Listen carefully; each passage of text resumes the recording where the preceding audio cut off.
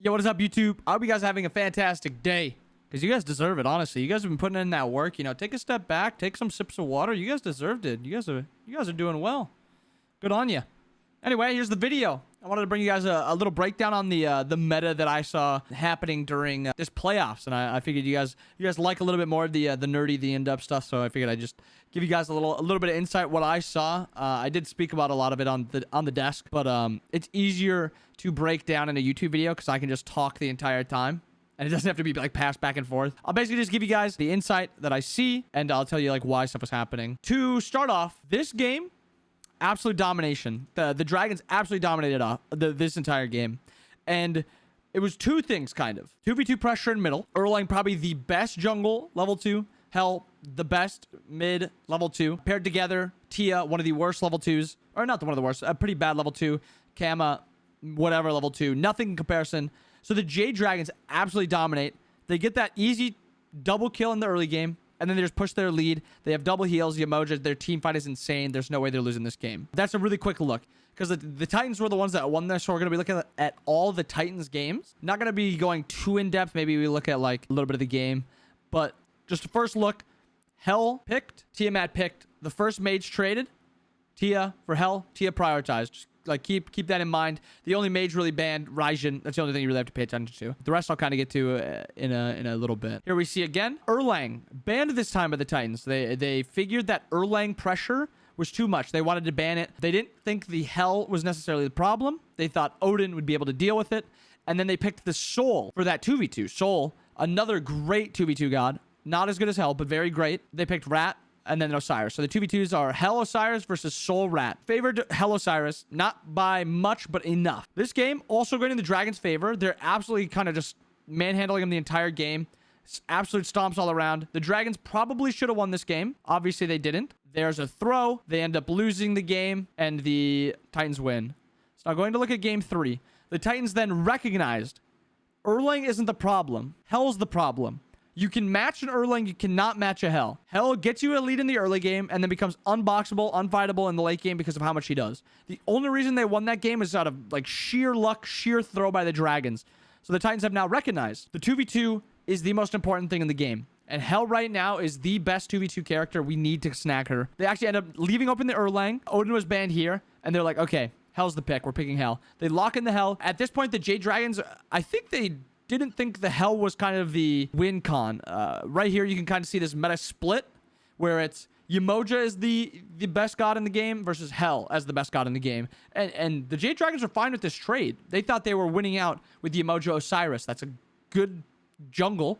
And then that's a very, very good support. Probably the best support in the game. The problem is support isn't, or duo isn't as important as the meta, in the meta that was shifted right here, as that mid 2v2. That mid 2v2 is way too important. So the Titans go Hell, Erlang, best 2v2 in the game you can get. Kill potential, healing the wave, CC, damage, everything you need. And then the Jade Dragons go Poseidon, Osiris. Poseidon, naturally known as one of the best mids in the game, level 1, level 2. We'll play a little bit of this one. So I want to watch this like 2v2. So you see, Erlang got right mids. Erlang and Hell got left mids. Circada's got nothing. Circada's got nothing so far. They come back into this 2v2 in mid. Both of them hit 3. Now Lairs can walk aggressively towards this back camp. There's nothing they can do to fight this. They don't have the sustain, the damage, the safety, anything to win this fight. It's so much fun to watch this pick. I mean, I get even a viewer standpoint, but you see has the ability to hit them. And a really good call by Benji here to say that Fawn can rotate to this. Very good call. It's actually like game saving. If Lairs walks there, he's dead. 100%. So, just in this early game so far, the game is basically even, but a lot of it's coming just from Fine's pressure. Osiris just outclears a little bit, and then duo lane, Mike and Panda are doing just as good as Aurora and Cyclone. So, it's fine. Good trade across the map, but this 2v2, still keep an eye on, because it is very important until the support rotates in. Let's actually mute this. I feel like it's not giving great information. So here, the next mid spawns, level 4 versus level 4. So they look to go onto Lairs. And right here, at this point, fight's over. They lose. They have to either kill Lairs here before Paul gets here. So Sam either has to keep walking forward and like trying to fight this. I'm pretty sure either they both commit to this fight or they both walk away. But the problem is Hurry continues walking up and keeps autoing. So just absolutely smacked Hell just too much damage at this point in the game. So now this is the third mid camp going to the mid and jungle. Paul's not worried. Fourth mid camp now. Actually, Mike ended up having to rotate over to actually even secure this one. So Panda's getting now no farm. Mike split a mid with the mid laner. Actually, I think it was just the jungler. Either way, you see, this is the meta that happened through this one. It's that mid 2v2 is the most important thing in the game. Let's go to the next one. Kings Titans. Another thing. Mid 2v2.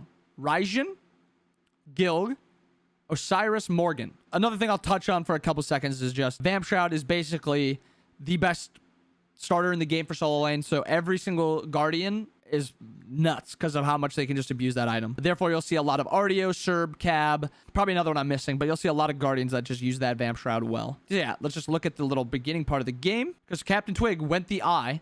Mannequin beats eye early. Lairs gets the rights, and then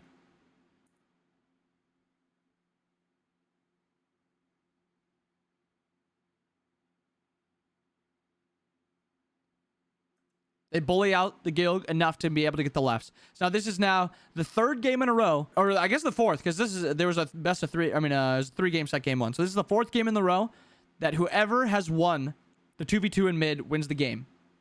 These mid camps are worth so much, and they give you just mid prio to rotate. Having mid prio means you can play solo, you can play duo, you can play mid, you can invade red, you can literally do anything, and then just died. Awesome. It just becomes kind of a... I'm pretty sure this is the game that's just a little bit of a blowout. 13-1.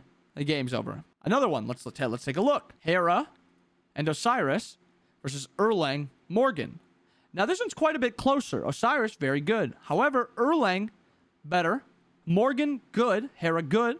Morgan, better. Another 2v2 in favor of the Titans. End up trading mid camps here. So this is the best thing that happened so far. They trade the mid camps. I guess this game is a little bit of an anomaly because they just traded mid-camp, so there really wasn't a fight for it. I think this was the slow game, wasn't it, that nothing happened? Okay, so this game is a little bit of an anomaly because neither team looked to fight. They didn't care for that 2v2. This team is just... Our late game is better. If you compare the late games, Artio, Shing slightly better. Erlang, Osiris, Erlang better. Morgan, Hera, pretty even. And then Faf, Artemis better than Kepri and Chernobog. So if you just compare the late game, they were just fine going to the late game. They weren't going to lose that 2v2. They have a comp that can fight in that 2v2 if that is something they look to push. Titans end up winning this game 2. It's actually like kind of a banger though. Game 3. The last one will kind of check super hard. We'll just look at the finals again, and then you will see Hell is literally not being played because of how much pressure she gives. She is unbeatable in that 2v2. 2v2 is just too important. You can't kill the Hell in the team fights, and the game is just kind of over. 2v2 again. Ryzen Gilg versus Morgan Osiris. Pretty even. Should be slightly in favor. Osiris is a little bit better than the Gilg. And Ryzen is not that great early. Again, Twig goes the eye. Lairs has Mannequin. Lairs clears those rights before Twig can even get there. So that's one mid in favor. Another one.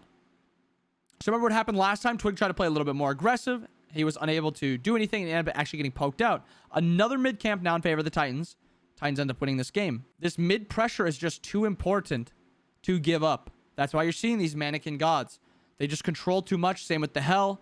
The Soul that we saw picked. One of the few gods that kind of match the Hell. So you'll just see this 2v2 is just super important right now. And until these assassin item gets buffed, where you can kind of punish a mid laner, even if they get a little bit farther ahead, you'll kind of just see this Mannequin abuse play for that 2v2. And then Vamp Shroud, also, Artio, very hard to deal with. You actually see that, oh, the Kings ended up winning this game. The only thing, okay, I don't remember what happened this game, but the only thing I can say is Artio won this game. Because that is probably just Artio diff. That's the only thing I can think of that this game was lost. Because, I mean, their late game is better too. Artio into double physical jungle solo is insane. Artio becomes unkillable.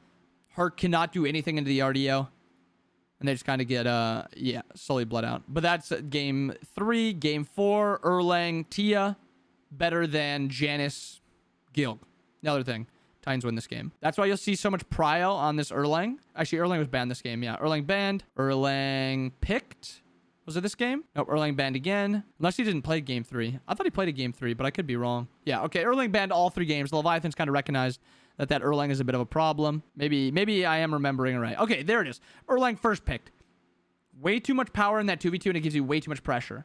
That's just what the meta turned out to be. It started out with Tia is just the best god in the game. You get Tia, you win, / Umoja. Turned into this 2v2, very important Vamp Shroud solo lane. And then you play for that 2v2, and then just scale to the late game. Just slowly push your lead. But yeah, that's a little look at the playoffs. It ended up being just like not as in-depth as I kind of wanted it to be. But there's really nothing else other to talk about, because almost every game that the team won the 2v2 in mid, the game was over. Nothing the other team could really do, because they would just get ahead, slowly push their lead, and then just win the late game team fights. I hope you guys enjoyed the video. A little bit more informational one. You guys have a wonderful, wonderful day. Make sure you subbed, like, and comment. Hope you guys have a wonderful, wonderful night. See ya.